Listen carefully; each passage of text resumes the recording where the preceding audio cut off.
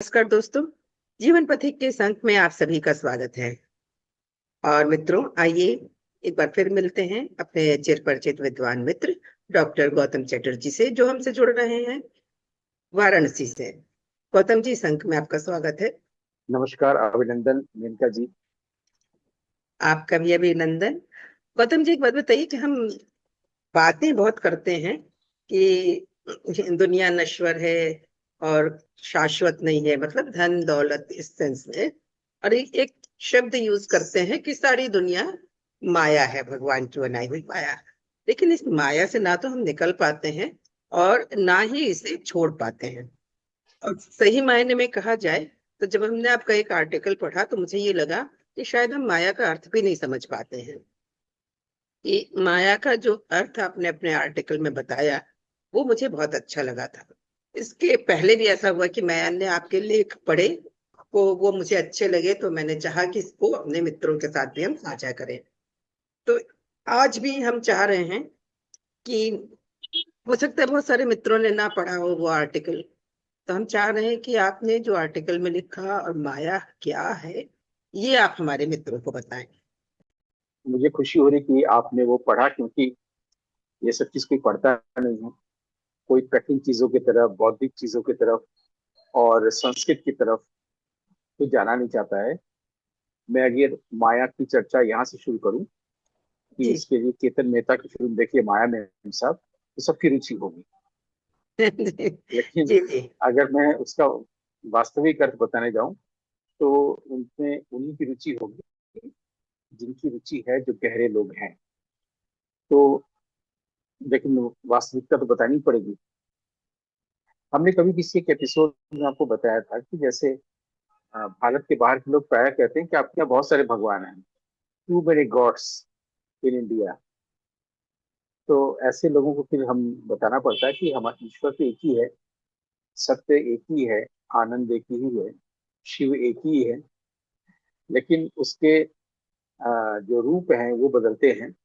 तो जो एक ही है उसको हमारे यहाँ ब्रह्म कहते हैं। और वो जो ब्रह्म का जो रूप है वो है निराकार निर्गुण। और जब उसमें गुण जुड़ता है और निराकार ही रहता है तो उसको हमारे यहाँ ईश्वर कहते हैं।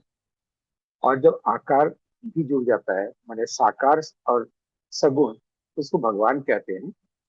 और जब उसको इंसान देख पाता है, सहज ही उपलब्ध कर पाता है, उसको अवतार कहते हैं। ये मैंने कभी किसी ने बताया।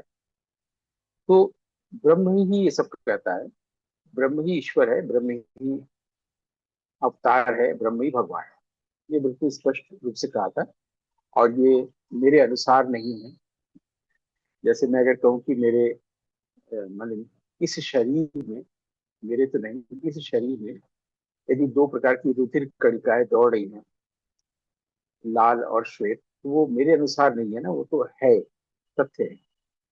उसी तरीके से हमारे यहाँ श्रीमद् भागवत गीता या श्रीमद् भागवतम महापुराण, ये सब जो बताते हैं, श्रीमद् भागवत पुराण जो है, पुराणों में श्रेष्ठ है। और उसमें जो उसका महात्म्य है वो पद्म पुराण में है। उसमें ये सब बातें लिखी हैं जो हम बता रहे हैं। ये मैंने संदर्भ इसलिए दे दिया कि अगर किसी को टेक्स्ट से वेरीफाई करना है वो कर सकते हैं।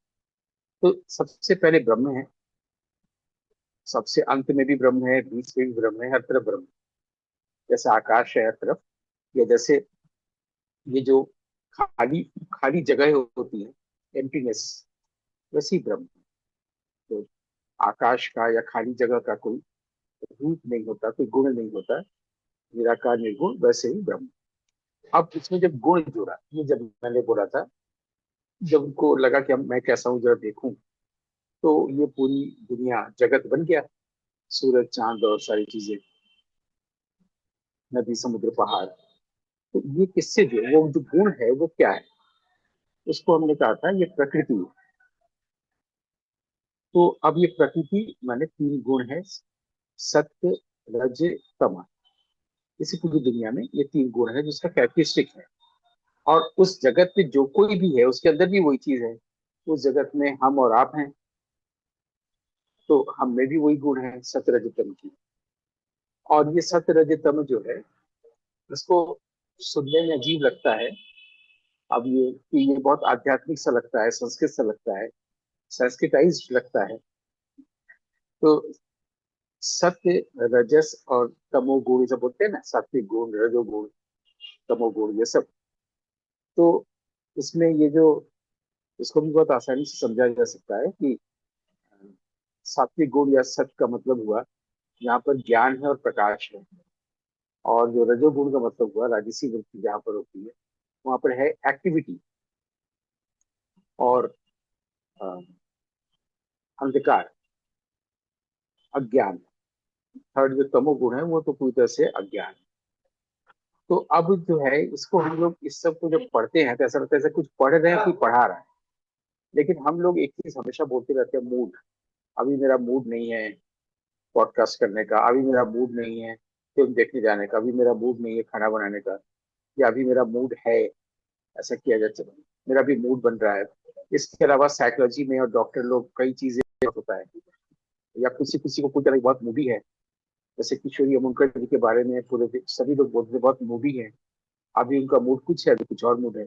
ये भाषा इतनी अनुपयुक्त और गलत है, क्योंकि वो जो हम लोग सत्य रज तम तीन गुण है वही मूड है। अब वो वैरी करता रहता है हर इंसान में। कभी बहुत देर तक कोई सो रहा है, उठने का मन नहीं कर रहा, लेजी, तो ये सब तमोगुण है। कभी हमेशा एक्टिविटी में है, हमेशा कोई बच्चे बच्चे को क्लास में देखिएगा तो हमेशा कुछ न कुछ करता रहता है।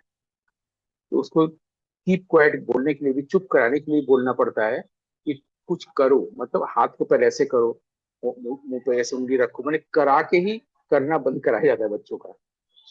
तो वो रजोगुण है। और सत्विक गुण में आप बहुत शांति फील करते हैं, आप कोई प्रकाश फील करते हैं।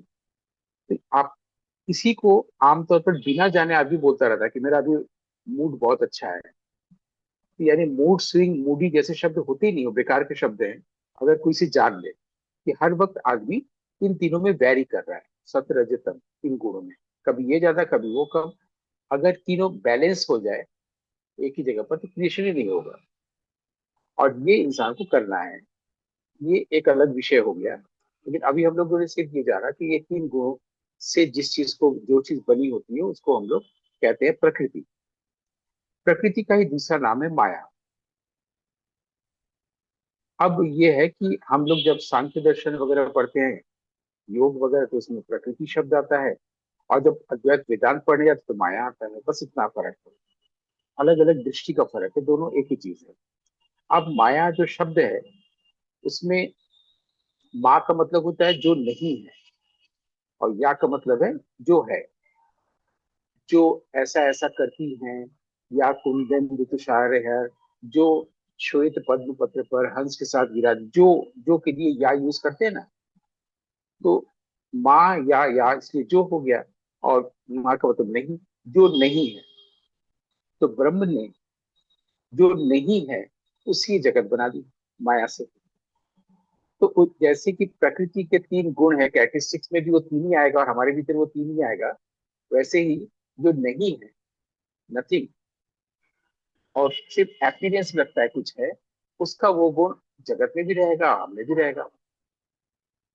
तो जो चीज नहीं है उससे जब जगत बना है, तो उसमें जितनी भी चीजें हैं उसमें वो कैरेक्टरिस्टिक तो होगा ही होगा ना। इसलिए हम लोग को लगता है कि हमारे जीवन में वो था, आज वो नहीं है। हम लोग अक्सर बोलते रहते हैं। इसलिए रियलिटी और भारतीय दृष्टि से रियल अनरियल की परिभाषा भी बनी है। जो हमेशा है वो रियल है, जैसे कि ब्रह्म। जो आज है कल नहीं है वो अनरियल है, जैसे कि जगत एक बार में। तो लेकिन आदमी इसको जन्म से लेकर वृद्धावस्था तक बार बार बोलता रहता है कि बताओ मैंने ये खो दिया, मेरे पास कभी काफी पैसा होता था आज नहीं है, मेरे इतने घर में बच्चे थे, सब कुछ खुशियां आ रही होती थी, आज पूरा ये उजाड़ हो गया है। ये बोलता रहता है और जीवन भर शौक उसको मिलता रहता है। आज है तो कल ये नहीं है। तो जो हमको प्राप्त होगा उसको हम खोएंगे, क्योंकि यहाँ पर तो कुछ है ही नहीं, आपने प्राप्त किया क्यों है। इसलिए शंकराचार्य ने बहुत अच्छे से भज गोविंद में बोल दिया है कि जगत ऐसा ही है, इसको एक बार में जान लो, बार बार शॉक ट्रीटमेंट ना हो तुम्हारा। तो इससे हम लोगों ने ये समझा कि ब्रह्म ने ये जगत बनाया है उस चीज से जो कुछ नहीं है, जो है ही नहीं। जैसे आकाश है ही नहीं, हम लोग लगता है कि आकाश है, तो आकाश से अगर आप कुछ बनाए तो कैसे होगा? इसको गोरखनाथ बहुत बड़े साधक थे, सिद्ध थे, वो कहते थे कि जगत जो है वो बालू की भीत पर बना है। अगर बालू की भीत पर मकान बनेगा तो कैसे ठहरेगा?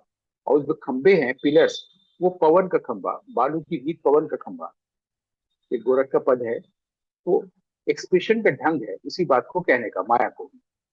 ये दुनिया ऐसी है, इसमें आप कुछ एक्सपेक्ट ही नहीं कर सकते हैं। वहां पर वहां पर आप कुछ भी करने जाएंगे तो दुख मिलेगा, क्योंकि वो है ही नहीं ना वहां पर। ये समझ अगर दे दी जाएगी तो इंसान पर दुख ही नहीं होगा कभी। तब वो क्या करेगा कि उसके भीतर जो तीन गुण हैं, जो मोड्स है तीन, उसको, वो अगर एक बैलेंस में आ जाए तो पूरे विश्व भर में क्रिएशन रुक जाए, कुछ नहीं काम होगा। ये जो मौसम बदलता है, ऋतुएं बदलती हैं, और चाहे सर्दी गर्मी सब कुछ भी हो रहा है, ये सब कुछ नहीं होगा, सब ठहर जाएगा। ये आदमी इसका यूज कर ले, अपने भीतर चीजों को बैलेंस कर ले, इसको समझ तो बुद्धि का आ गया है। तो जैसे ही सब हो जाएगा तो उसके भीतर क्रिएशन ही नहीं होगा पूरी जगत का। वो बिल्कुल ऐसी साम्य अवस्था में आ जाएगा जहां पर वो ब्रह्म है। मुझे लगता है कि मैंने उत्तर दिया आपको। बिल्कुल, आपने उत्तर बहुत, ये बहुत सुंदर उत्तर दिया आपने। मतलब ये सुनने में इतना आसान लग रहा है, जैसे लगता है कि सामने प्लेट में रसगुल्ला रखा और उठा के खा लो। उतना ही आसान ये आपका उत्तर लगा। लेकिन अगर उसकी गहराई में जा जाए, सोचा जाए, तो हम कहाँ सम रह पाते हैं। कभी जो है खुश होते हैं, कभी उदास होते हैं, कभी क्रोध भी आता है। तो निश्चित तौर पे जो आपने बात कही कि सम होने वाली बात, और सबसे सुंदर डिस्क्रिप्शन, माँ मतलब जो नहीं है, और जो है या जो जिससे उन्होंने बनाया है, है, जो जो है, है। जो है मतलब जो नहीं है उससे है, वो है उस चीज को। तो ये हाँ, सुनने में कंट्राडिक्शन भी लगता है, लेकिन अगर इसके अर्थ को समझा जाए तो रोचक भी है, बहुत सुंदर है। सचमुच जो चीज नहीं है उसी को हम मान लेते हैं कि वो है, और उसी को शाश्वत मानते हैं, और उसी को अपना लॉस मानते हैं कि ये खो गया, ये रह गया, ये हमसे छूट गया।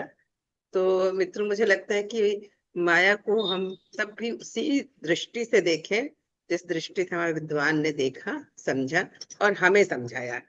तो गौतम जी, आज के अंक में आपने जो इतनी अच्छी बातें बताई, उसके लिए आपका हृदय से, और हम हमारी ओर से और हमारे सभी दर्शकों की ओर से बहुत बहुत धन्यवाद। आनंद आनंद।